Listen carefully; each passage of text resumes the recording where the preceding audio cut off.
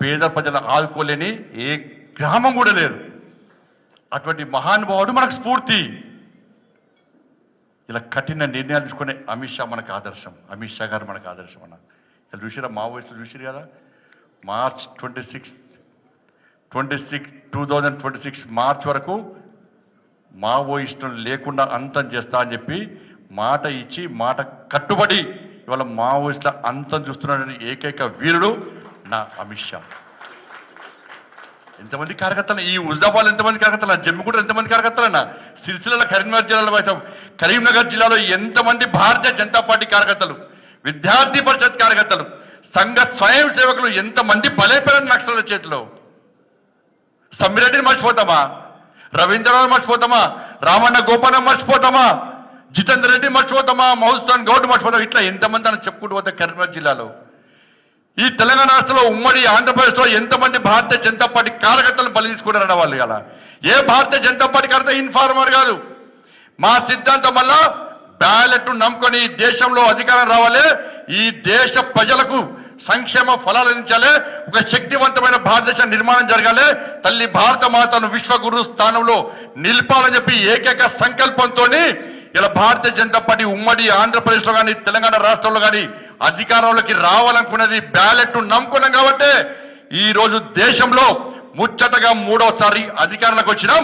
వాళ్ళు బుల్లెట్ నమ్ముకున్నారు కాబట్టి ఇవాళ తెరమరుగైపోయి మావోయిస్టులు లేకుండా పోయినట్టే. బ్యాలెట్ గొప్పదా, బుల్లెట్ గొప్పదా?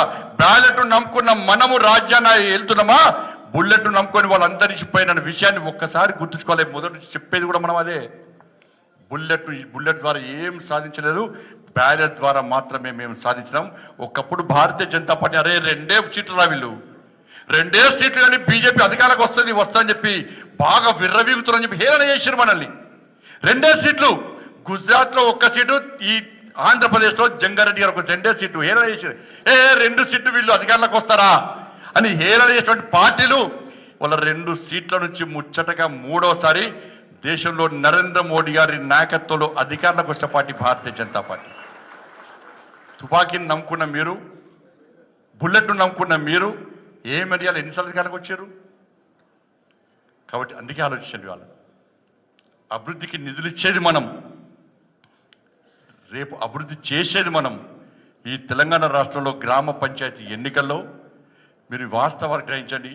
ప్రతి పోలింగ్ బూత్ లెవెల్లో గతంలో బీఆర్ఎస్ చేసినటువంటి మోసాలు, కాంగ్రెస్ పార్టీ ప్రస్తుతం చేస్తున్నటువంటి మోసాలను ప్రతి పోలింగ్ బూత్కు వివరించండి. కరీంనగర్ పార్లమెంట్లో నిధులు తెచ్చేది మేము గెలిపించినా, మీరు ఓటేసి గెలిపించినా మా బండి సంజయ్ అభివృద్ధి చేస్తారని ప్రతి గర్వ చెప్పండి. నరేంద్ర మోడీ గారి నిధులతోనే ఈ కరీంనగర్లో ఇంతవంత అభివృద్ధి జరుగుతుంది. కరీంనగర్ పార్లమెంట్లో గ్రామానికి నిధులు మా ద్వారా వస్తాయి.